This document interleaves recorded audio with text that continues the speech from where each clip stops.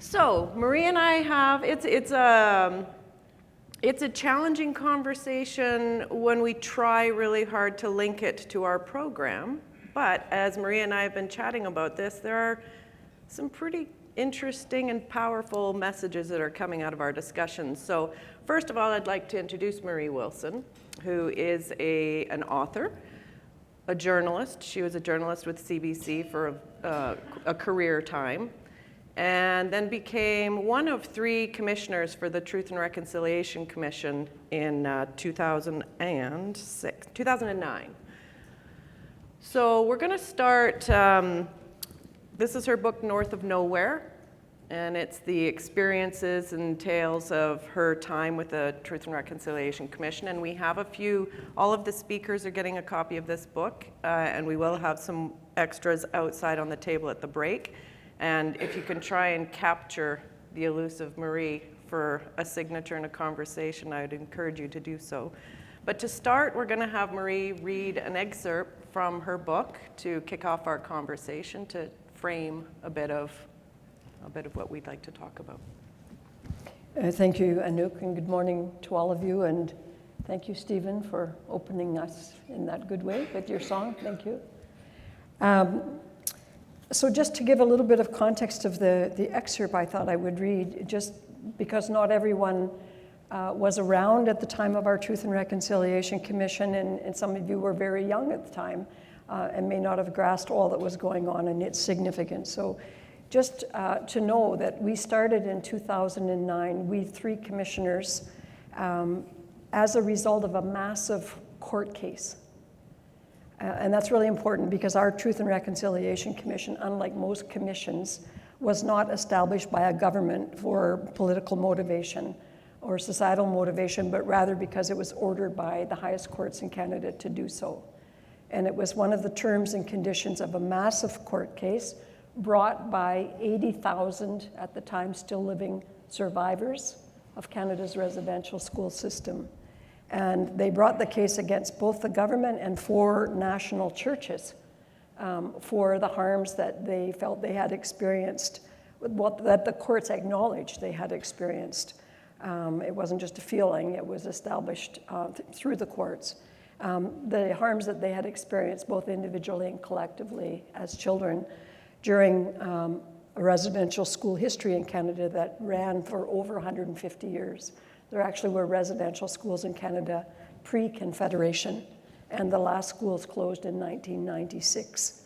And I always repeat that because we sometimes want to think this is ancient history. And it's why people like Stephen and others in our midst who are living survivors of that experience have been expert witnesses, as it were, to the whole thing. Our job as commission was nothing to do with money or compensation, but rather to capture the complete history as best we could based on massive archives held by the government and the churches, and based also on an oral history that we had to gather through statement gathering with the living survivors, who of course were children at the time and were not keeping their own archives. So that was our role, and to educate the people of Canada and to inspire ongoing reconciliation. It specifically used that word, and it specifically said that is the work of all of us. We were named as the people of Canada. So this little excerpt that I thought I would read to you was one of the things we did was consult with traditional knowledge keepers. And in our principles of reconciliation, that the views of traditional knowledge should be valued was one of those principles. These are just a couple of excerpts of what were shared with us, and then one other quick excerpt before we begin. We have been so divided by outsiders. We have to strengthen what we are still holding.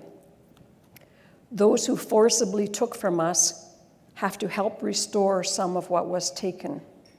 They spent billions trying to destroy us. Our people are literally crying on the streets. Reconciliation is the furthest thing from their minds. They just want to get better.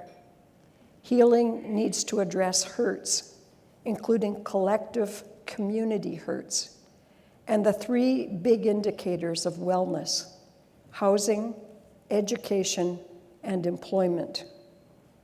What would it take to share, to learn to share, instead of always being the number one boss? I wonder what release we might feel as we continue to set down the load of heavy truth about Canada. And this is part of my own reflections towards the end of the book as I contemplate all of this. How might we reimagine Canada itself, this country so shaped by rocks, mountains, and the Great Canadian Shield? With the Indigenous name we long ago gave ourselves, Kanata, I hope we might begin to see ourselves as a proud Indigenous country, homeland not only to the oldest rocks on Earth, but also to some of the oldest nations on the planet. A place where, over the past few hundred years, countless newcomers from around the world have been made welcome. Do we remember this? Are we a land of sacred values or a place of economic ventures? Do we value the rocks, lands, and waters more than the people who are attached to them and defined by them? Are some identities in our midst considered worthier than others, more deserving of recognition, accolades, and celebration? I could go on, but maybe I'll just leave it at that for now. Yeah. I think when you read those words, a whole bunch of things come into my head, but I'm going to focus on the learn to share, not to dominate. Now, I do find a link with our group, our audience. A lot of us have been doing this for 20, 30 years. Brent, where's he? Brent Harris, right there. We've been doing this a very long time, and for a long time, corporations, bigger economic partners in the energy economy have been trying to quieten us. And they've spent a lot of money trying to quieten us and figure out ways where we can't have an energy system integrated into the community and you know, you guys are just annoying irritants in our economy. Please be quiet and go away. And it's been a long journey. And so when I think about, I'm getting to it.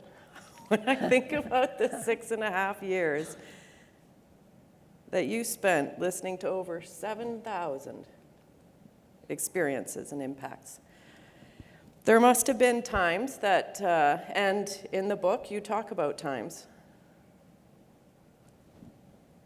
which is why you each got access to someone to talk to 24/7.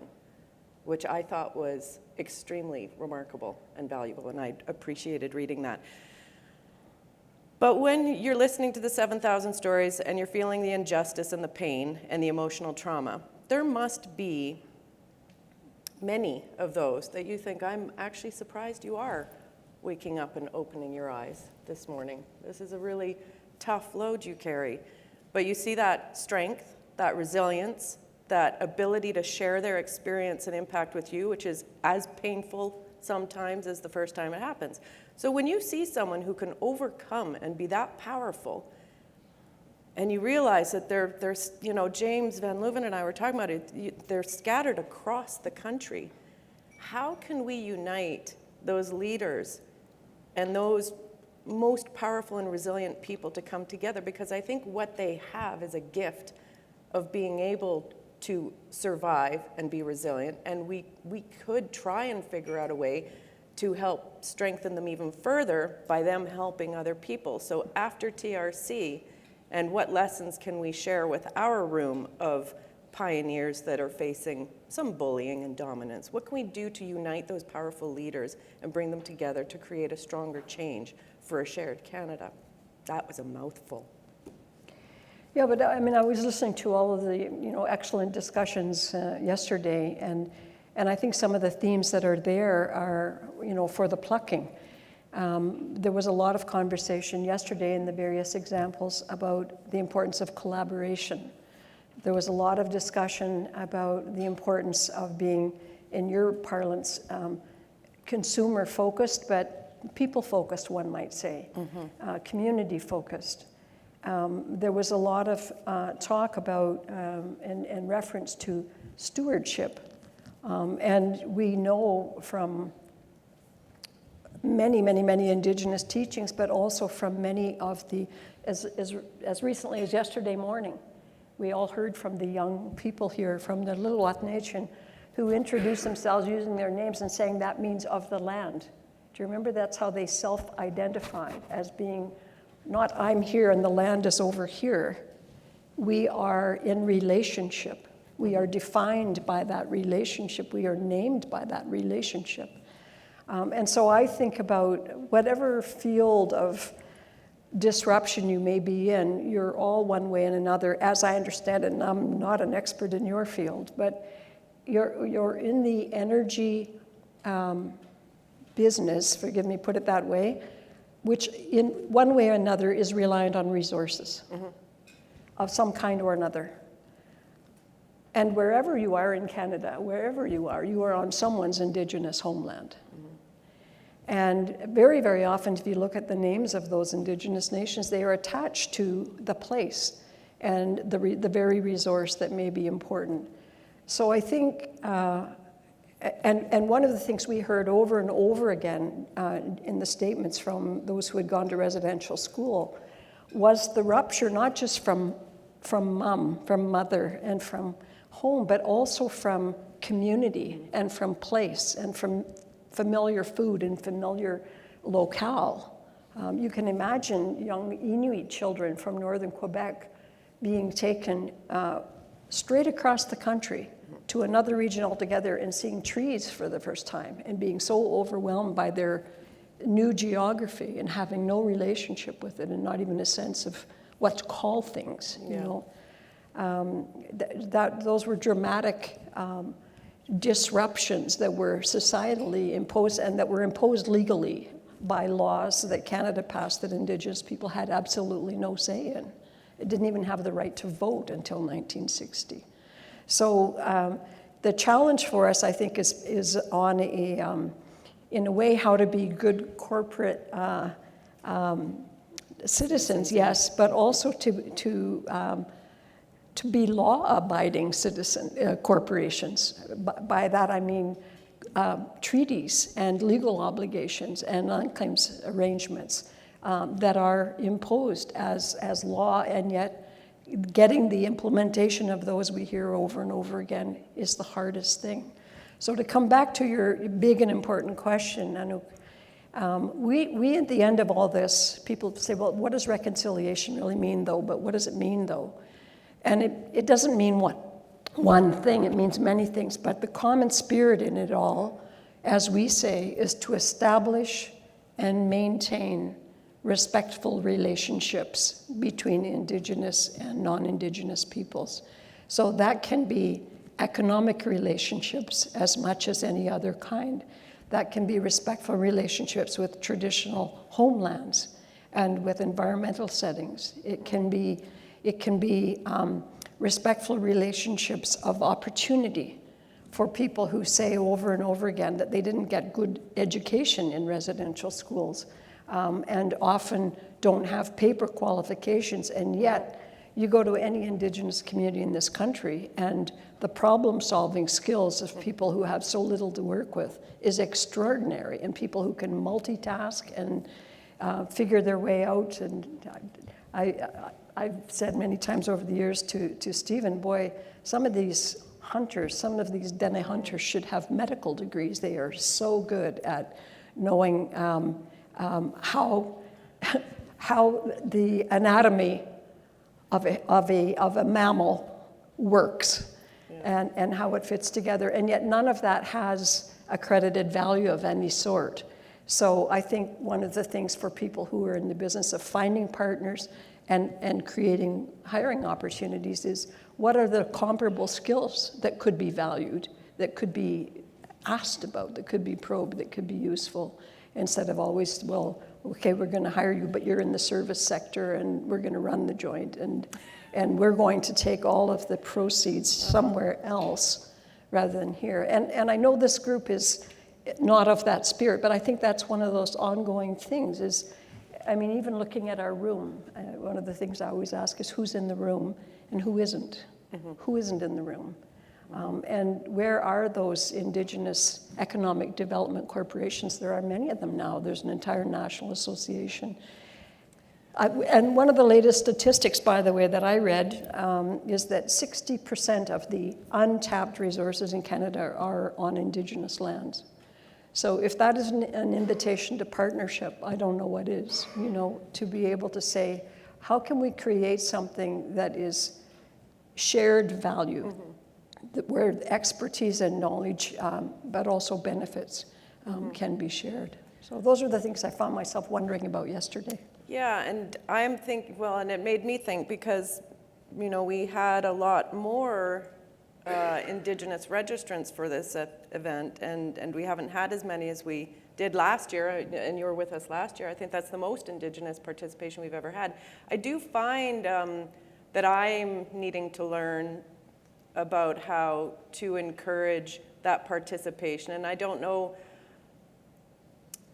I would look for advice from you, and whether it's here or offline, on maybe a different way of approaching. You know, we're so used to just, we'll send an email out and we'll tell them we have this important event happening and we'd like them to participate and we feel that it's important, and that doesn't work. And it's, you know, you've got a year between these events, and maybe this is the problem as we think about this, the year between the event, it's all a calendar thing, and you have to build your relationships in 12 months, and then you're having it in another region, you have to rebuild again.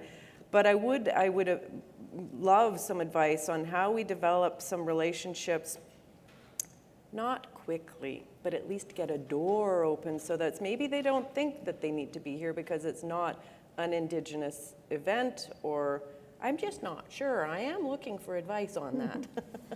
Well, I don't know if I'm the one to advise on that specific point, but I think it is right to ask the questions as opposed to saying, here's the plan and do you want to plug into it? You Right. know? I think to get clear on what is the need. But I mean, that's one thing. You're in the business of a commodity that is needed by all, right? I mean, energy and access to energy is something that we all need. One of the things that I was, because one of the things, the themes I heard yesterday is people talking about the cost savings and the cost advantage doing this versus that, and the short-term investment for the long-term payoff and so on.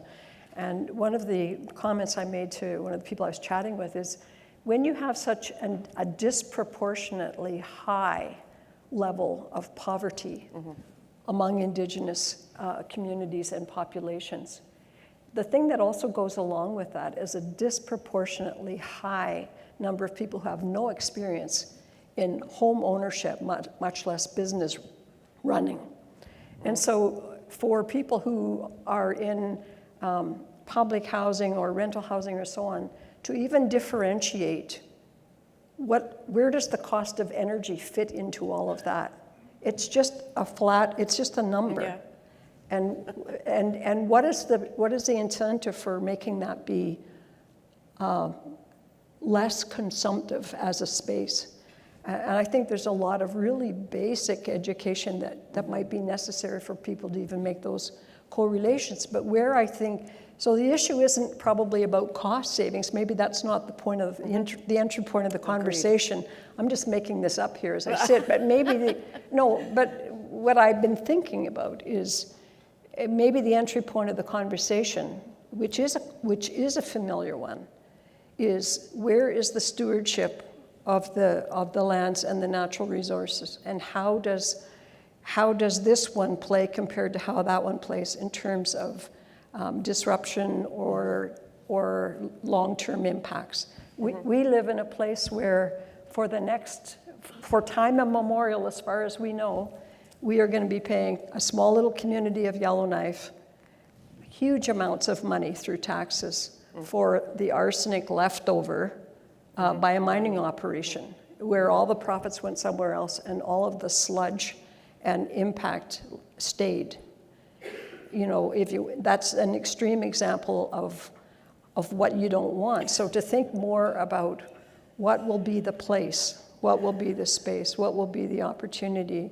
And to come in from, that's common language of people caring about their place and their space. And I think that comment about the hunter that should have a medical degree, and we're not acknowledging some people's skills and I do think we tend to get a little bit obsessed about what degree do you have and what's your degree in, and do you have the skill sets and experience, and maybe there's some lessons learned there in our workforce transition, like how do we bring in non-certified or non-diploma, recognizing that people have skills and contributions, that I think there's something in that, instead of the label of a diploma or which degree have you got.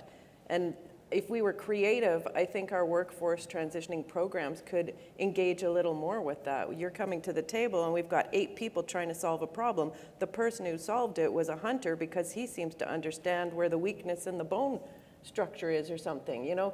I think that to get people to think again, because somehow we walk out of a university with a degree and we're going to get hired because we got the degree.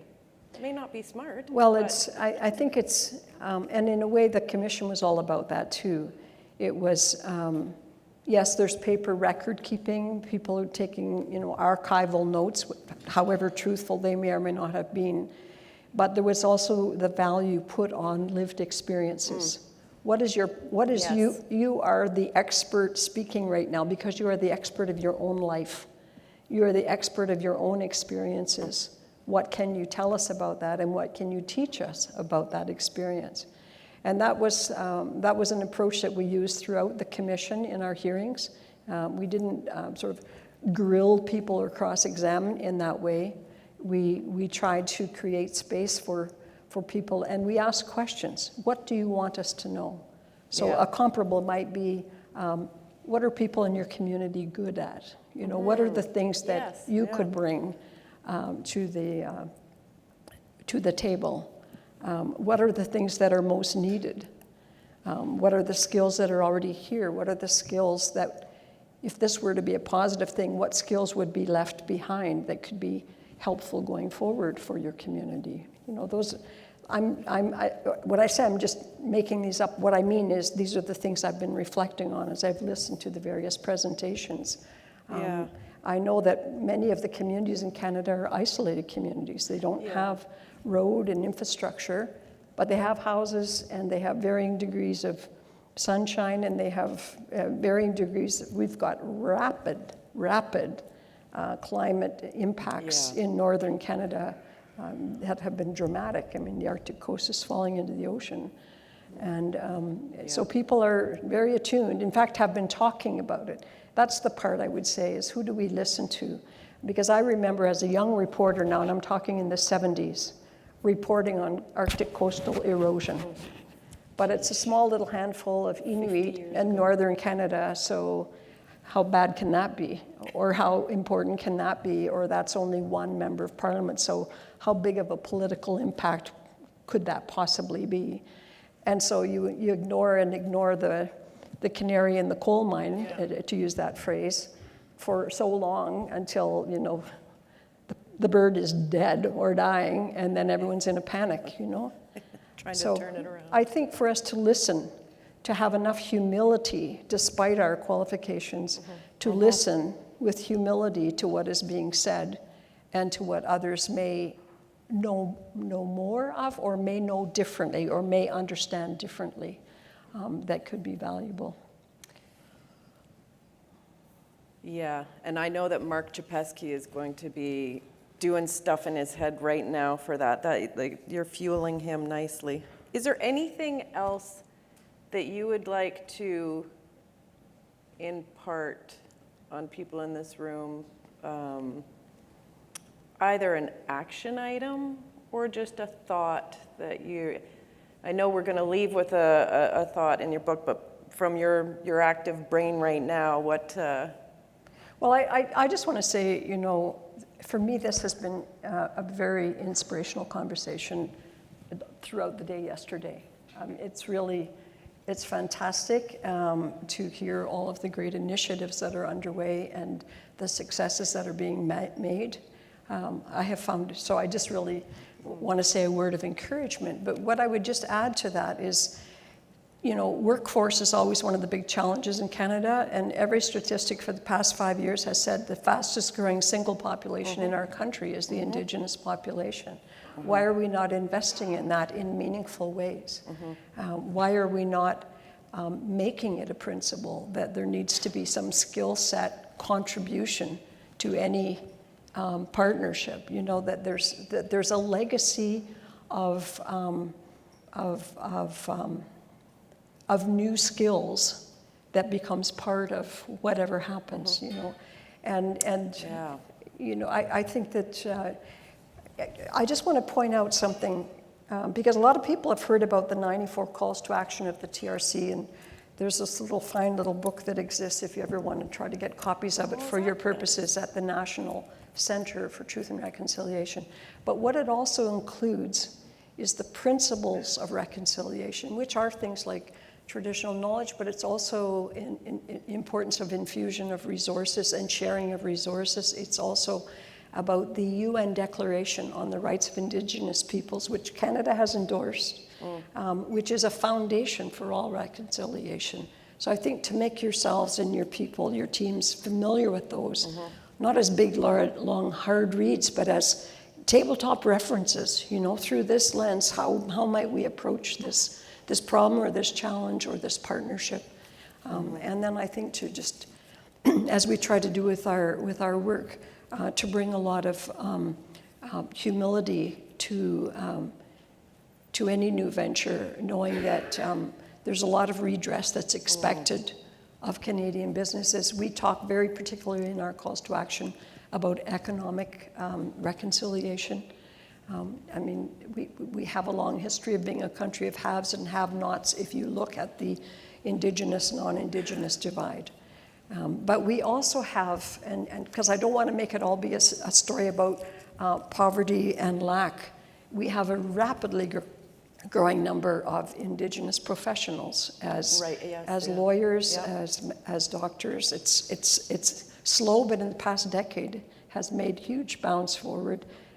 Engineers and so on, and I think when there is possibility to seek out that expertise and bring it in, that can be far more helpful than anything I can suggest from a non-Indigenous perspective. You just made me think of something, because right now the arts side of Indigenous peoples is booming. Huge. It's booming. Yeah. And when we talk about, I know what your closing words are going to be. When we talk about a shared country, that's the sort of thing I think we need to lock and load into. Like, if you're hearing the words of these musicians, these singers, these songwriters, and this is the best way to communicate information for a country of our size that's so broadly populated. And that, to me, I think we also need to leverage that creativity, that education, the learnings that are coming out of that art world as well. And there's paintings as well, but I think right now it's the music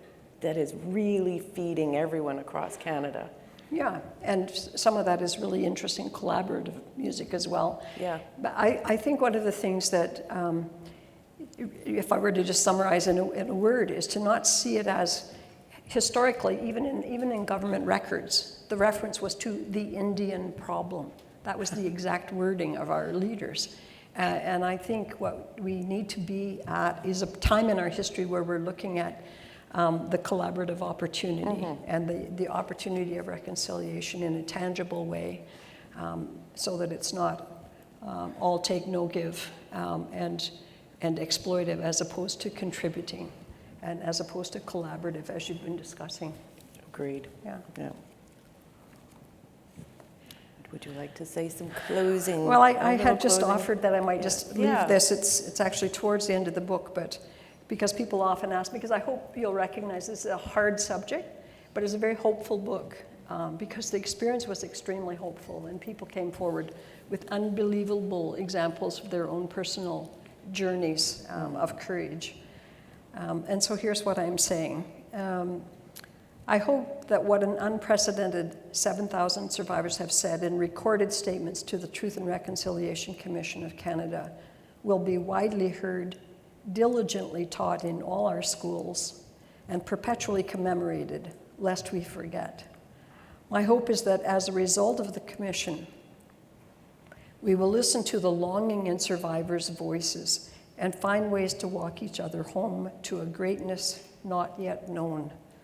That we will bring patience, compassion, resources, and skilled care to supporting those who are still in the midst of gut-wrenching healing journeys. That we will support the reclamation work that is underway as stolen languages and cultural practices are restored. And that we will begin to fill the glaring educational, economic, and socio-political gaps so that Indigenous children can grow up feeling proud and certain of who they are, knowledgeable of their languages, histories, and heroes, and so that all of Canada may be enriched in national wisdom and international reputation by the rebalancing of a shared country.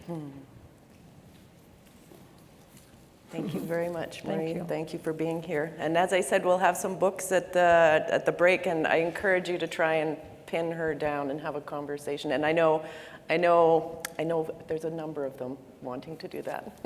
Thank you so much, Marie. Thank you.